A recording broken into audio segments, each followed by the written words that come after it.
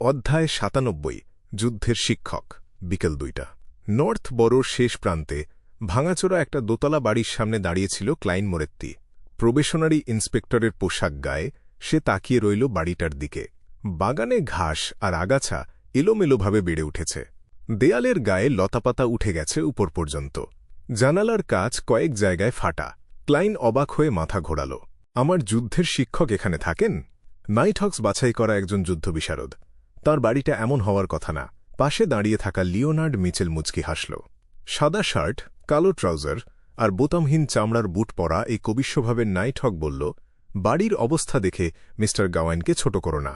তাঁকে কেউ কখনো অভিজাত উপাধি দেয়নি ঠিকই, কিন্তু তিনি সত্যিকারের নাইট ছিলেন একসময়। বলতে বলতে লিওনার্ডের মুখে হঠাৎ একটা বিষণ্ণতা নেমে এল। তিনি ছিলেন নাইটদের সেই শেষ যুগের মানুষ।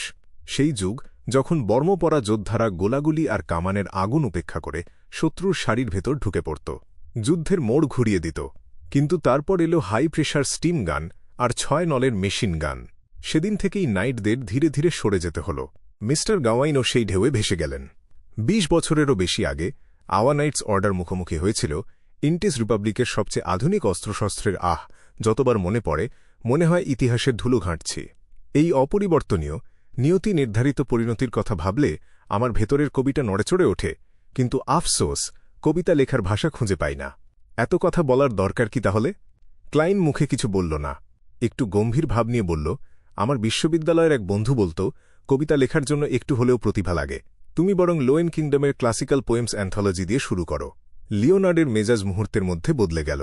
হালকা গলায় বলল, সেই বই অনেক আগেই কিনেছি, সাথে আরও কিছু, যেমন রোজেল এর সিলেক্টেড পোয়েমস। আমি একদিন সত্যিকারের মিডনাইট পোয়েট হবই, মিস্টার সিয়ার। সে কি অ্যাক্টিং মেথডের দিকে ইঙ্গিত করছে? ক্লাইন বুঝতে পারেনি, এমন ভাব নিয়ে বলল, গ্রামারের বই লাগবে তোমার? ঠিক আছে, চলো ভেতরে যাই। লিওনার্ড হাত বাড়িয়ে অর্ধেক খোলা লোহার গেটটা ঠেলে দিল। দুজন মিলে হেঁটে এগিয়ে গেল বাড়ির দিকে। বাড়ির কাছাকাছি পৌঁছাতে না পৌঁছাতেই ক্লাইন দেখল মূল দরজার পেছন থেকে একজন লম্বা মানুষ বেরিয়ে আসছেন। ছোট করে ছাঁটা সোনালি চুল, ভ্রুতে এরই মধ্যে সাদা চুল দেখা দিয়েছে। মুখে বয়সের গভীর দাগ, প্রতিটি ভাঁজ যেন জীবনের এক একটা যুদ্ধের স্মৃতি। তোমরা এখানে কেন? ভারী গলায় জিজ্ঞেস করলেন বয়স্ক মানুষটা। মিস্টার গাওয়াইন পুলিশ বিভাগের সাথে আপনার চুক্তি অনুযায়ী এই প্রবেশনারি ইন্সপেক্টর আপনার কাছে যুদ্ধবিদ্যা শিখতে এসেছে।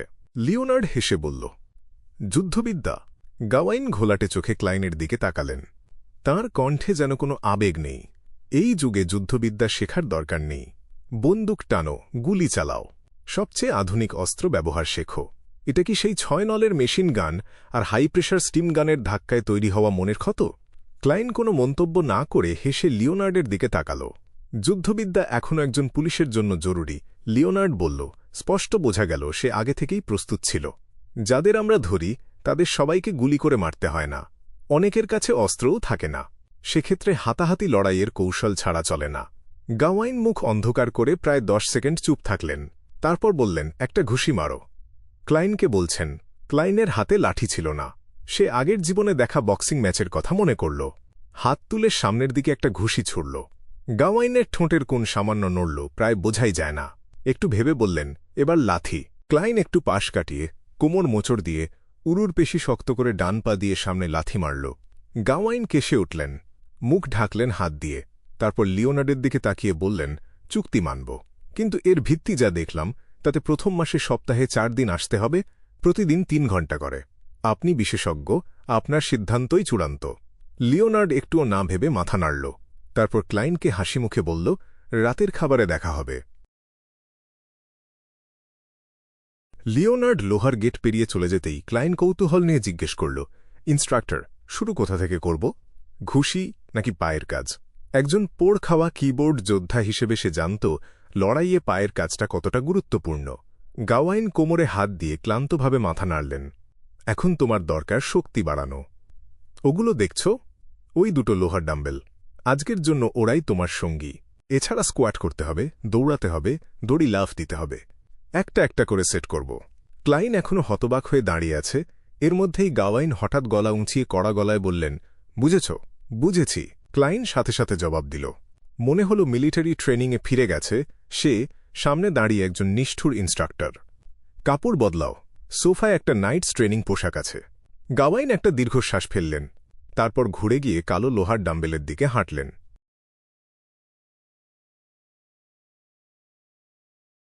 সন্ধ্যা 6টা।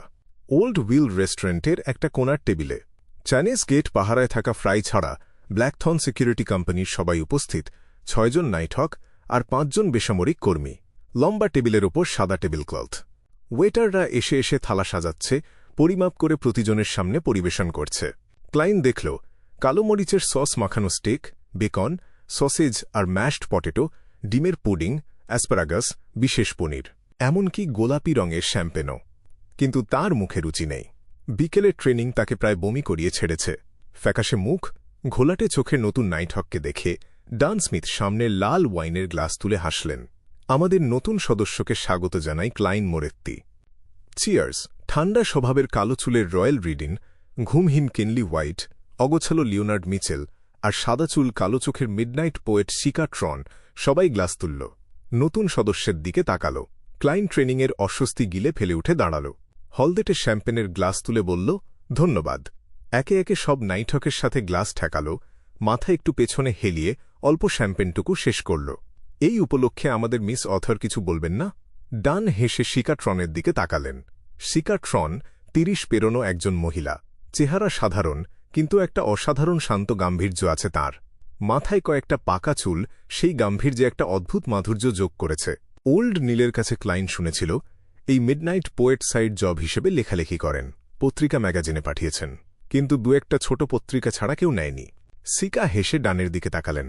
ক্যাপ্টেন, মিস অথর নামটা সত্যি করতে চাইলে আমাকে কিছু টাকা দিন নিজের বই নিজে ছাপানোর জন্য। ডান হেসে উঠলেন। ওল্ড নীলের কাছ থেকে শেখো, সে সবসময় ভালো কারণ দেখায়। এই ব্যাপারে মিস্টার নীলকে আমি সবচেয়ে বেশি শ্রদ্ধা করি। রোস্ট মাটন চিবোতে চিবোতে রোজান মাঝখান থেকে বলে উঠল। হাসি আর আড্ডার মাঝে লিওনার্ড ক্লাইনের দিকে তাকিয়ে মৃদু হাসল। এতটাই ক্লান্ত যে খেতে পারছ না। ক্লাইন একটা দীর্ঘশ্বাস ফেলল। খাবার না খেলে আমি সাহায্য করতে পারি। লিওনার্ড এমন ভাব করল যেন সে শুধু খাবার নষ্ট হওয়া থেকে বাঁচাতে চাইছে। ক্লাইন কিছু মনে করল না, মাথা নাড়ল। সমস্যা নেই। আর তাতেই তার সামনের থালার একটা ভালো অংশ লিওনার্ড আর বাকিরা মিলে সাবার করে দিল। রাতের খাওয়া শেষের দিকে ওয়েটার এলো বিফ পুডিং আর আইসক্রিম নিয়ে। ক্লাইন আইসক্রিম মুখে দিল। ঠান্ডা, মিষ্টি, অদ্ভুত রকম সুস্বাদু। বুঝতেও পারল না কখন ব্লুবেরি সস ঢালা পুরো আইসক্রিমটা শেষ হয়ে গেল। আর তখনই টের পেল খিদে। তীব্র, দাবিদার একটা খিদে। কঠিন পরিশ্রমের পর শরীর যখন শক্তি চায় সেই রকম। থুথু গিলের সামনে তাকাল, সব থালা ফাঁকা, কোনো উচ্ছিষ্ট নেই। এখানেই শেষ করা যাক। ক্লাইনকে শেষ একটা চিয়ার্স ডান বললেন। কথা শেষ হওয়ার আগেই ক্লাইন বলে উঠল, ক্যাপ্টেন, আরেক থালা খাবার অর্ডার করা যাবে? টেবিলে নীরবতা নামল। তারপর হাসির ঢেউ। হ্যাঁ, এবার ঠিকঠাক হয়েছ তুমি। সমস্যা নেই, 2 থালা নাও ইচ্ছে হলে। ডান মাথা নাড়তে নাড়তে হাসলেন। অসহ্য দীর্ঘ অপেক্ষা। পেটের মধ্যে শব্দ হচ্ছে, গুড় গুড় করে। অবশেষে সামনে এলো তাজা রান্না করা একটা কালো মরিচের স্টেক। কাঁটা চামচ নাচতে লাগল। 90 সেকেন্ডে মিডিয়াম ডান স্টেকটা শেষ হয়ে গেল। মাংসের রস আর সসের সুগন্ধ মুখে ছড়িয়ে গেল। চোখ প্রায় ভিজে এলো। কিছুক্ষণ পর ক্লাইন একটা পরিতৃপ্ত নিঃশ্বাস ফেলল। ফাঁকা থালার দিকে তাকিয়ে রইল একটু। তারপর কাঁটা চামচ রেখে শ্যাম্পেনে একটা চুমুক দিল। ওয়েটার, বিল। ডান পেছন ফিরে ডাকলেন। ওয়েটার কাউন্টার থেকে ফিরে এলো বিলের কাগজ নিয়ে। বিস্তারিত পড়ে শোনাল। 5 বোতল দেশি শ্যাম্পেন, প্রতি বোতল 12 সলি 3 পেন্স। 1 ছোট glass Southwell red wine 10 pence প্রতিটা কালোমরিচের বিফ স্টেক, 1 সলি 2 পেন্স প্রতি serving beef pudding 6 pence, ice cream 1 সলি প্রতি সার্ভিং, মোট 5 পাউন্ড 9 সলি 6 পেন্স। 5 পাউন্ড 9 সলি 6 পেন্স, এটা তো প্রায় আমার 1 সপ্তাহের বেতন। রেস্তোরাঁ সত্যিই বাড়িতে খাওয়ার চেয়ে কত বেশি দামি। ক্লাইন মনে মনে জিভ টোকাল। নিজেকে সৌভাগ্যবান মনে হল। ক্যাপ্টেন বলেছিলেন নিজের পকেট থেকে দিতে হবে না, বোনাসের টাকা থেকে যায়। হিসাব কষল মনে মনে, সবচেয়ে বেশি খরচ গেছে মদে। 5 বোতল শ্যাম্পেনেই 3 পাউন্ডের বেশি। পৃথিবীর মতোই ক্লাইন গোপনে পেট একটু ডলল। শেষ শ্যাম্পেনটুকু গলায় ঢালল।